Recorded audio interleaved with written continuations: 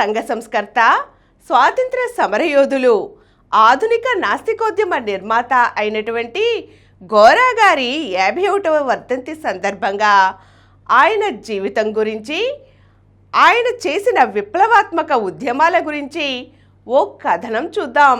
తరగని విజ్ఞాన చైతన్యం, సామాజిక విప్లవ స్ఫూర్తి, ఉన్నతమైన వ్యక్తిత్వం, నైతికత, ధైర్యం, సేవ, త్యాగ నిరతులకు మారు రూపం, ప్రేమ, సహనం, మానవత్వాలకు మరో పేరు గోరా గారు. ఆయన పరమ సనాతన కుటుంబంలో జన్మించారు. వీరి తల్లిదండ్రులు పరమ శివభక్తులు. అందువల్ల శివరాత్రిని ఘనంగా నిర్వహించేవారు. గోరా గారు కూడా తన తండ్రితో కలిసి శివతాండవం చేసేవారు. అయితే అనుక్షణం ఆయన మనసులో దేవుడనేవాడు ఉండుంటే, దేవుడు నిజంగా దయామయుడు, సర్వశక్తివంతుడు, సర్వవ్యాప్తం అయినట్లయితే సమాజంలో ఇన్ని అసమానతలు, వ్యధలు ఎందుకున్నాయి? ఈ తేడాలు, బాధలు ఎందుకు? హెచ్చుతగ్గులు ఎందుకు? అందరూ దేవుని బిడ్డలే కదా, అయినా ఇంత వ్యత్యాసాలు ఎందుకనే ఆలోచనలు నిరంతరం వేధించేవి. బయాలజీ స్టూడెంట్గా ఆయనకు అనేక రకాల జీవుల గురించి తెలిసినా దేవుడు, దెయ్యం ఏమిటో ఎలా తెలుస్తుంది అనే ప్రశ్న వెంటాడింది. క్రిటికల్ థింకింగ్, శాస్త్రీయ దృక్పథం పెంపొందడంతో ప్రశ్నించడం, పరిశోధించడం అలవాటయ్యాయి. మహిమలనేవి లేవని గుర్తించారు. దేవుడు లేడనే భావం కలిగింది. లేని దేవుడికి మనిషి దాసోహం కావడం, కర్మ, దురదృష్టం, నుదిటి రాత వంటి భావాలతో మనిషి తన స్వేచ్ఛను కోల్పోతున్నాడని ఆయన గుర్తించారు. మనిషి స్వేచ్ఛగా ఆలోచించినట్లయితే అతనికి అసలు నిజం అర్థమవుతుందన్నారు. ఏ పని జరగాలన్నా వ్యక్తే మూలం కానీ దేవుని సాయం లేనే లేదని నిర్ణయానికి వచ్చారు. వ్యక్తి కృషి చేస్తేనే ఫలితం సాధించవచ్చును అని స్వీయ అనుభవాలతో తేల్చి తెలుసుకున్నారు. ఇంకా నాస్తిక భావాలు బలపడ్డాయి. అర్థం పర్థం లేని ఆచారాల మీద ధ్వజమెత్తారు. మూఢనమ్మకాలను ఖండించారు. కులాల పేరిట మనుషులని వేరుగా చూడటాన్ని నిరసించారు. మానవులంతా ఒకటేనని చాటి చెప్పారు. మాటల్లోనే కాక చేతలు ఆయన ఉద్యమ అస్త్రాలుగా మారాయి. ప్రయోగాలు ఎన్నో చేశారు. మద్రాస్ ప్రెసిడెన్సీ కాలేజీలో ఎంఎస్సి బయాలజీ చేసేసరికి ఆయనకు పూర్తిగా శాస్త్రీయ దృక్పథం, శాస్త్రీయ విజ్ఞానం వంటబట్టాయి. ఆయనకి తొలి ఉద్యోగం మదురైలో వచ్చింది. మకాం మార్చాల్సి వచ్చింది. అద్దె ఇంటి కోసం ఎంత వెతికినా దొరకలేదు. చివరకు ఊరి బయట ఓ పెద్ద భవంతి దెయ్యాల కొంపగా పాడుబడి ఉంది. గోరా గారు ఆ ఇంటి యజమాన్ని ఒప్పించి దానిలో అద్దెకు దిగారు. ఆయన కొలీగ్స్ అందరూ ఆ దెయ్యాల కొంపలో దిగిన రాత్రే గోరా గారు దెయ్యాలకి ఆహారం అయిపోయి ఉంటారని అనుకున్నారు. కానీ గోరా గారు చిరునవ్వుతో ఆ ఇంటి నుండి బయటకు వచ్చి తన ధైర్యాన్ని, నిజాన్ని దృఢంగా చాటారు. దేవుడు లేడు, దెయ్యమూ లేదు, ఇవన్నీ మానవ కల్పితాలేనని ఎలుగెత్తి చాటారు. ఛాందసానికి వ్యతిరేకంగా తిరుగుబాటు చేశారు. గ్రహణ సమయంలో గర్భిణీ స్త్రీలు బయట తిరిగితే గ్రహణం ముర్రి వస్తుందనే మూఢనమ్మకాన్ని పటాపంచలు చేయడం కోసమని తన భార్య సరస్వతి గారు ప్రథమ గర్భం సమయంలోనే గ్రహణ సమయంలో ఆమెను బయటకు తీసుకువెళ్లారు. గ్రహణ సమయంలో కూరగాయలు కోస్తే, పండ్లు కోస్తే, ఏదైనా తింటే పుట్టే బిడ్డకి మొర్రి వస్తుందనే మూఢనమ్మకాన్ని అవన్నీ భార్య చేత చేయించి ధైర్యంగా వ్యతిరేకించి చూపించారు. ఆ తరువాత ప్రథమ పుత్రిక మనోరమ ఎటువంటి మొర్రి లేకుండా చక్కగా పుట్టడంతో నివ్వెరపోవడం తక్కిన వాళ్ళ పనయింది. వాళ్ళింట్లో వితంతువైన మేనత్త పూనకాలు పూనుతూ వాళ్ళమ్మగారిని నానాహింసలు పెడుతూ ఉంటే ఏ దేవత లేదు, ఏది పూనడం లేదు అంటూ చీపురు తీసుకుని ఆమెను బాధపోయారు. ఆ దెబ్బతో ఇక ఆ దేవత బెదిరిపోయిందో ఏమో, మళ్ళీ ఆమెకు ఏనాడు పూనకం రాలేదు.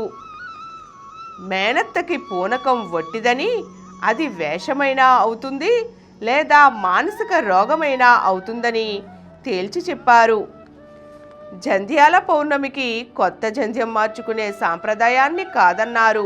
వాళ్ళ నాన్నగారు జంధ్యం వేయబోతే తెంపి పారేసి ఈ రకమైన కుల చిహ్నాలు కూడవని, అర్థం పర్థం లేనివని, మానవులంతా ఒకటేనని, మానవుల మధ్య కులాల తేడాలు ఉండరాదని ఏక మానవవాదాన్ని చాటి చెప్పారు. దాంతో తండ్రి ఉగ్రరూపుడై ఇంట్లోంచి వెళ్ళిపోమ్మని హూంకరించారు.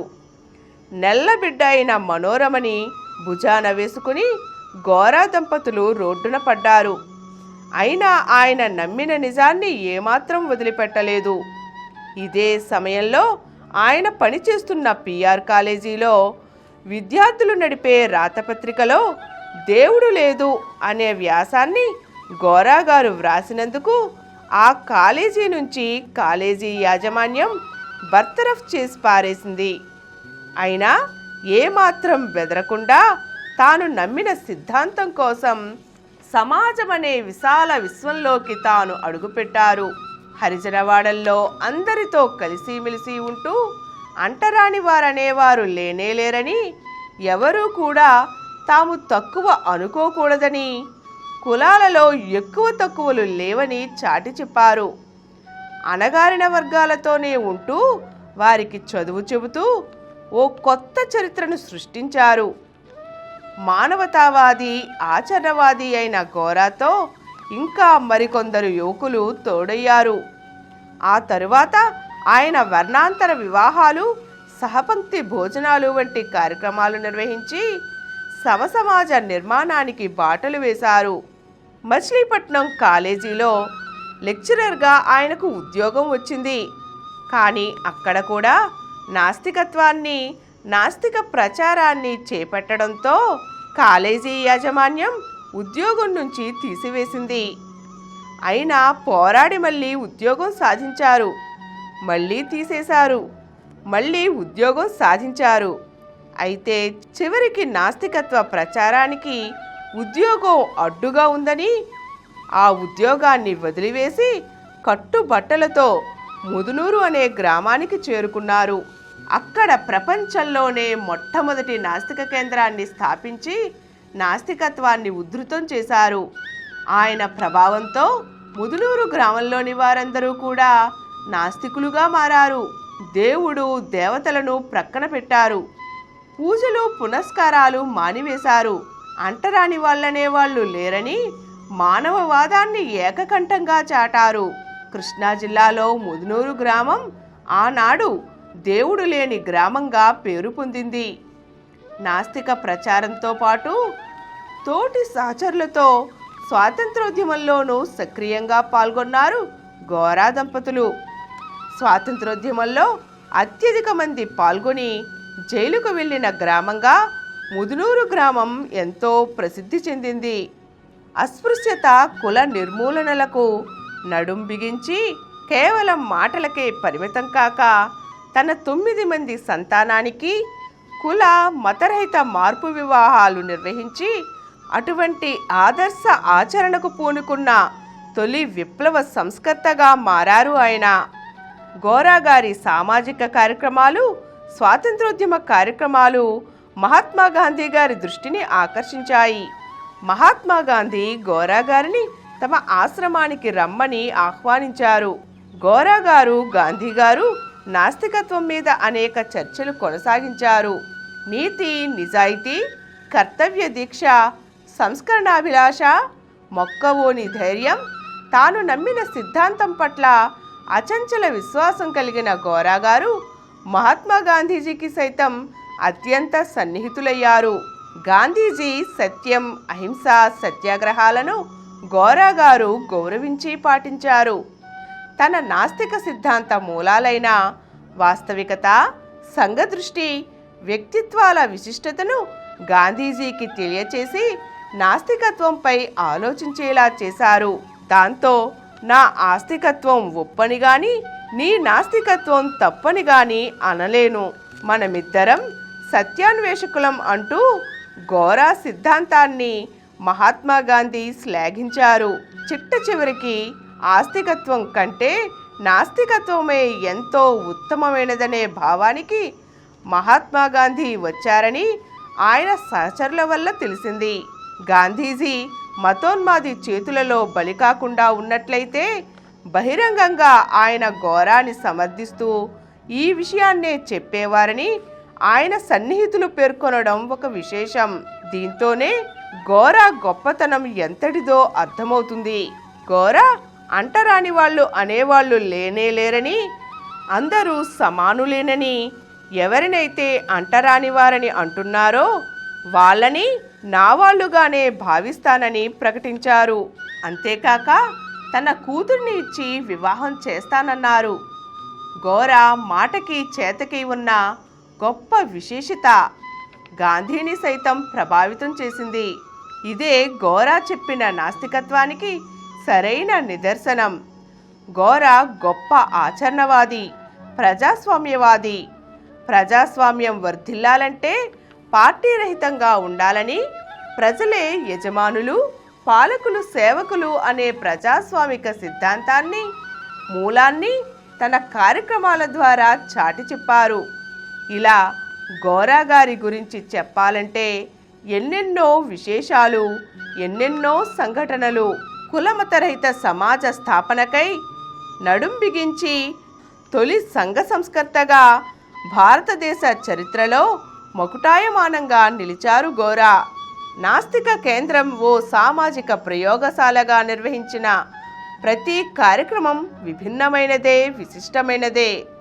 విద్యను మత ఛాందస భావాల నుండి విముక్తి చేయాలని ఆదర్శ విద్యాలయాల స్థాపనకు కృషి చేశారు. ఎన్నో వయోజన విద్యా పాఠశాలలు నిర్వహించారు.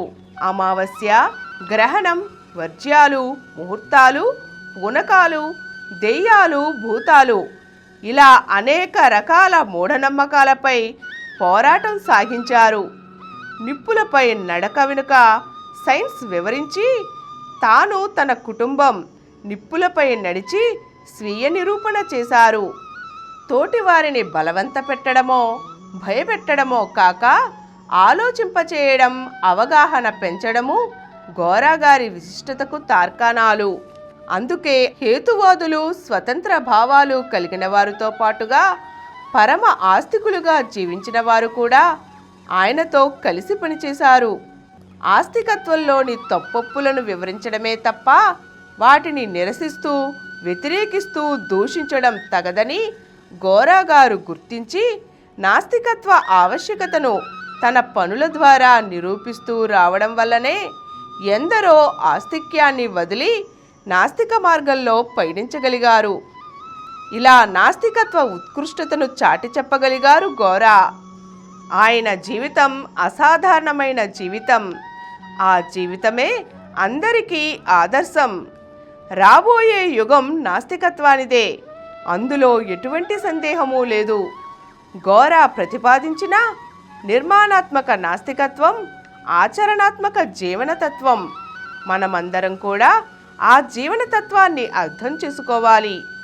మానవీయ విలువలతో కూడిన సమసమాజాన్ని స్థాపించడానికి కృషి చేయాలి. జై ఇన్సాన్.